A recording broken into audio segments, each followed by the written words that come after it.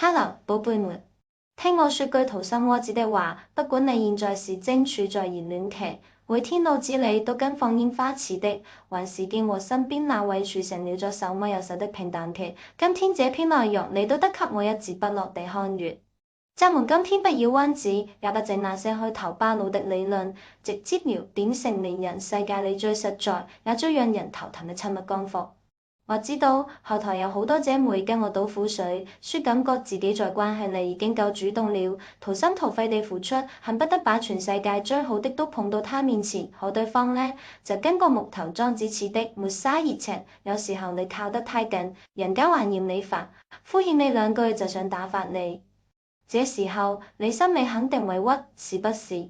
腦子裡第一個念頭就是他是不是變心了？他是不是不愛了？姐妹，先別急着下結論，也別急着怨他。咱們先靜下來，從自己身上找找原因。你有沒有想過，問題可能出在我們太着急了？我們給的愛，可能根本就不是他當下最需要的那個愛。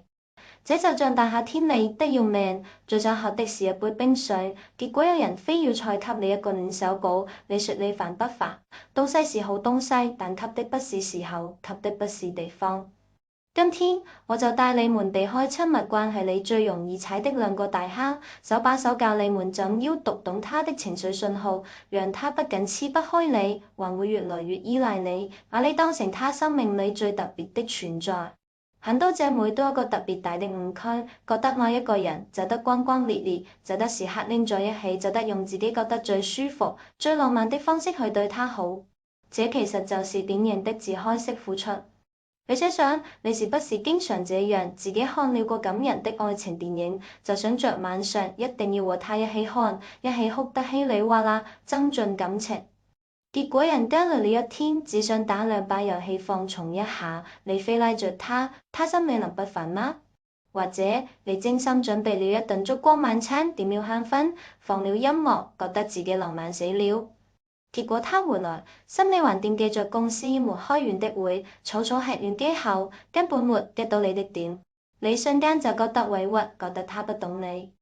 親密關係裡的肢體互動和情感交流，關鍵從來不是你有多主動，也不是你用了什麼技巧，核心在於用心的呵護和精準的理解。每個人都是獨一無二的，就像有人喜歡下雨天窩在家裡聽歌，有人偏愛大太陽底下逛街一樣。他在親密相處中也有自己的舒闊區，這個舒闊區就像藏在生活裡的小彩蛋，找到了他就能感受到被在乎，找不到你再努力也像是沒找對鑰匙的人，打不開他的心扉，最後累得半死，還我一身埋怨。那怎樣才能找到他的舒闊區呢？其實不是找不到，而是很多人太急於求成，互動時太敷衍，根本沒用心去觀察。我見過太多姐妹上來就自顧自地表達熱情，噼里啪啦發一堆消息，或者強行要視頻、要擁抱，完全忽略了對方的反應。這種突襲式的愛意，有時候反而會讓慢熱或者正在忙的他感到不舒服，甚至產生逆反心理，覺得你像個甩不掉的牛皮糖。記住，親密關係是兩個人的探戈，得先輕輕試探，慢慢找感覺，而不是像完成任務一樣很忙活。你可以先從最簡單的輕柔陪伴開始，比如你們並肩坐着看電視的時候，你可以假裝不經意地輕輕拍一拍他的肩膀，或者幫他整理一下衣領。說話時多注視他的眼睛，觀察他的反應。如果他身體是放鬆的，甚至會順勢靠向你，或者對你笑一下，那就說明你找對方向了，可以繼續在這個頻道深化互動。但如果他身體有點緊繃，下意識地躲了一下，或者眼神有點閃躲，那你就要趕緊調整方式，先從他不排斥的互動開始，比如只是安靜地坐在一起看看劇、聊聊天，別再繼續你的親密攻勢了。親密關係的升溫真的需要循序漸進，就像煮一壺好茶一樣，得用慢火慢慢熬才能出味道，急不得。你一上來就用大火猛攻，水燒乾了，茶葉也糊了，最後什麼都得不到。每個人對親密互動的接受節奏都不一樣，就像每個人的作息習慣獨一無二一樣。所以你得花點心思去了解他的節奏，跟着他的步調來。這裡給姐妹們提個小建議：和伴侶相處時，別着急推進關係，先做好情緒鋪墊，讓他放鬆下來。他累的時候，別問他你愛不愛我，幫他熱熱肩，或者給他倒杯水，安靜地陪着他。他開心的時候，陪他一起分享喜悅，做他最忠實的粉絲，聽他吹牛，誇他厲害。慢慢地，你們的心理距離拉近了，他覺得在你身邊是安全的、放鬆的，親密感自然就來了。記住，親密關係升溫的關鍵是耐心，別因為一次沒達到預期就放棄，多嘗試幾次，多和對方溝通，總能找到契合你們的相處節奏。說到這渣們就得了了男女在親密相處中的節奏差問題。這是很多親密關係不和諧，甚至走向破裂的核心原因之一。大部分男生在表達親密時，可能偏直接，希望快速得到回應，或者有時候會顯得有點直男，不懂那些彎彎繞繞。而渣們女生呢，更偏愛細膩的情感鋪墊，需要更多時間去感受安全感和被愛，需要一個過程。這就好比一個喜歡快節奏走路、直奔目的地的人，和一個喜歡慢慢散步、欣賞沿途風景的人同行。兩個人節奏完全不一樣，很容易產生分歧。走路快的會覺得走路慢的磨機，走路慢的會覺得走路快的不懂生活。所以光靠你自己的節奏去相處，很難讓他感受到舒闊。這時候，精準匹配他的節奏就凸顯出來了。讓他能在舒服的狀態裡，感情自然越來越近。那具體該怎麼做呢？我給你們整理了3個超實用的技巧，照着做就能上手。第一，學會情緒閱讀，做他肚子裡的蛔蟲。這個方法看似簡單，卻特別管用。因為每個人在不同情緒下，需要的陪伴都不一樣。他疲憊時，需要的是安靜的守護，而不是熱鬧的互動。你在他耳邊嘰嘰喳喳，只會讓他更煩。他開心時，需要的是共鳴的分享，而不是敷衍的回應。你一盆冷水潑過去，說這有什麼好高興的？他能記你一輩子。先讀懂他的狀態，再給出對應的陪伴，能讓他快速感受到被理解，也能減少陌生感和抵觸情緒。你可以慢慢觀察他的反應，就像和他玩一場心照不宣的默契遊戲一樣。看看他的表情是放鬆還是緊繃，聽聽他的語氣是輕快還是低落。如果他看起來很放鬆，願意主動和你分享心事，就說明找對路了，可以繼續在這個方向深化互動。如果他有點抵觸，不願意多說，就趕緊換個方式，先從安靜的陪伴開始，別在錯誤的道路上越走越遠。第二，關注個性化需求，投其所好才是王道。每個人都是獨一無二的，在親密相處這件事上也是一樣的。有些男生特別喜歡女生溫柔地撫摸他的頭髮，對他來說，這是很治癒的陪伴方式，能讓他瞬間放鬆下來。但對另一些男生來說，可能更偏愛並肩聊天的輕鬆感，或者一起打遊戲的佔有感。所以一定要時刻關注對方的反應。這是親密相處裡的生存法則，也是對對方最大的尊重。比如，有些男生喜歡安靜的陪伴，你就陪他看看球賽聊聊天，別在他看球最激動的時候，讓他去幫你倒水。有些男生喜歡小驚喜，你就偶爾準備一份他連拖了很久的小禮物，不用多貴，但一定要是他想要的。有些男生喜歡被肯定，你就多誇誇他的優點，讓他覺得自己是被崇拜的，是他的小迷妹。這些都需要你在相處中慢慢觀察，慢慢總結。你可以在互動的時候多問一句：這樣你舒服嗎？你更喜歡哪種方式？別覺得不好意思，真誠的溝通比什麼都重要。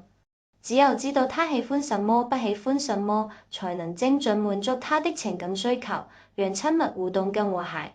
第三，製造新鮮感，給平淡生活加點料。好不容易摸清了對方的喜好，找到了節奏，也別太死板。偶爾來點新花樣，就像給平淡的生活加了點調味料，能讓感情更有滋有味。就好比你每天都吃同樣的菜，就算再好吃也會膩。親密相處也是一樣的，偶爾嘗試幾個新的互動方式，給他一個小驚喜，說不定就能打開彼此默契的新世界大門。比如，你可以試試換個相處場景。平時都在家待着，就偶爾帶他去公園散散步，去咖啡館坐一坐，換個環境，心情也會不一樣。也可以試試玩從陪伴方式。平時都是你主動找他聊天，偶爾也可以讓他分享日常，你做個認真的傾聽者。不過要注意，玩新花樣的時候別太突然，先從輕微的調整開始，觀察他的反應。如果他喜歡，就趕緊換回來；如果他有點不適應，就慢慢調整。千萬別被親密互動的固有認知誤導了，不是越主動越熱情就越好。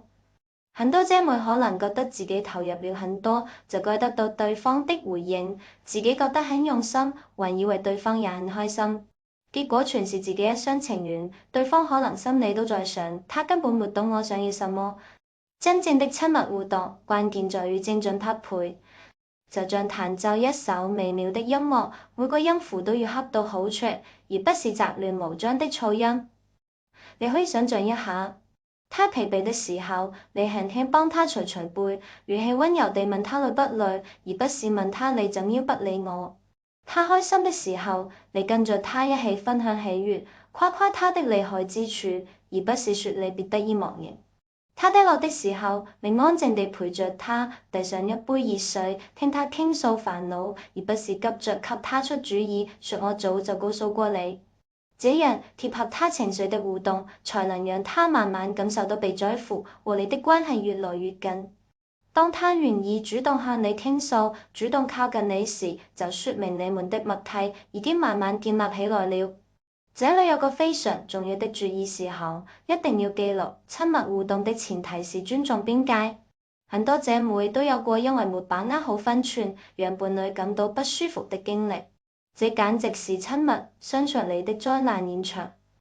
每個人都有自己的相處邊界，不管關係多親密，都不能逾越。要是忽略了他的邊界，就算你是出於好意，也會讓他感到被冒犯，破壞整個親密氛圍。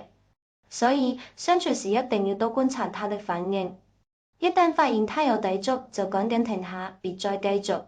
除了尊重邊界，日常相處中的細節也很重要。比如和他相處時，保持乾淨整潔的形象，說話時語氣溫柔一點，別用命令式的口吻。這些小細節雖然不起眼，但能讓他感受到被重視。要是有不確定的地方，就主動問一句他的想法。坦誠的溝通既能避免誤會，又能讓相處更舒服。很多男生其實也很喜歡這種被尊重的感覺。聊完了相處技巧，我還得提醒大家，情緒鋪墊也是超級重要的。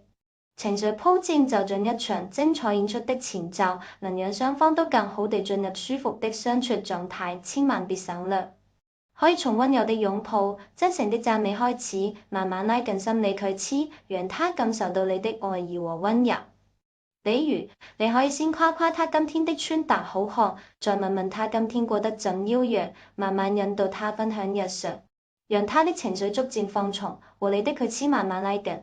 要是跳過情緒鋪墊，直接推進親密關係，很容易讓他感到抵觸和不舒服。就算你再用心，也很難讓他感受到快樂。還有一點，溝通在親密關係裡至關重要，千萬別覺得不好意思開口。很多姐妹總是自己瞎琢磨，不願意問對方的感受，結果就是白費力氣還不討喜。其實主動問一句這樣你舒服嗎？你喜歡哪種相處方式？不僅不會讓對方覺得尷尬，還會讓他感受到你的尊重和用心。兩個人坦誠溝通，互相了解對方的需求和喜好，才能讓親密互動更和諧、更愉快。另外，不同的氛圍也能對親密體驗產生很大的影響。比如，可以在房間裡點上香薰，放一首溫柔的音樂，調暗燈光，營造出浪漫溫馨的氛圍。這樣的氛圍能讓雙方都更放鬆，更容易投入到相處中。反之，要是在一個雜亂、嘈雜的環境裡，就算你再用心，也很難有好的體驗。所以，姐妹們可以多花點心思，佈置一下環境，讓相處更有儀式感。姐妹們，親密關係不是單方面的付出，也不是一場任務，而是需要兩個人用心去經營、去探索的。掌握一些實用的相處技巧，能幫你更好地滿足對方的情感需求。但更重要的是真誠的溝通、足夠的耐心和對對方的尊重。不要只想着自己的感受，多關注對方的反應，多傾聽對方的想法，才能讓你們的親密關係越來越和諧。其實很多親密關係裡的問題都源於雙方的不了解和不溝通。只要你願意花點時間、花點心思去了解對方的情緒和需求，再配合今天分享的這些小技巧，我相信你和你的那個他一定能擁有更加美好的相處體驗。